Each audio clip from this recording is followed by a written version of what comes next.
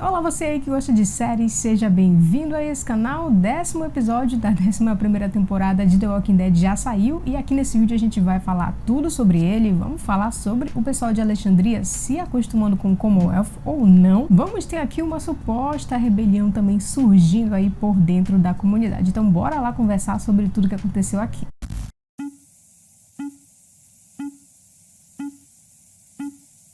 Bom, galera, antes da gente começar, como vocês já sabem, né? Se não for inscrito, se inscreva, deixa o seu joinha e vem fazer parte aqui da comunidade do canal Ingresso VIP. Então, galera, aqui nesse episódio, como eu falei, a gente vai ter o pessoal de Alexandria se acostumando e conhecendo um pouco mais sobre Commonwealth. Então, aqui a gente vai ter uma visão meio que panorâmica de como as coisas funcionam dentro dessa comunidade. Aqui no começo vai rolar uma cena bem curiosa deles dentro de uma casa de terror, mas a atração não são fantasmas, e sim zumbis dentro dessa casa de terror, o que eu achei curioso e bem adequado também para essa realidade deles, né? Afinal de contas, o que são fantasmas perto de zumbis. E outra coisa curiosa e legal aqui desse episódio foi a gente ver que o Ezequiel ainda tem a coleira da Shiva depois de todo esse tempo. Caramba, que saudade dessa época da série, saudade da Shiva também, era uma personagem bem bacana aqui, então foi legal a gente ver que ele ainda tem todo esse carinho aí pelo animal. E olha, uma outra coisa bacana aqui é que até a Carol já percebeu que rola uma coisa diferente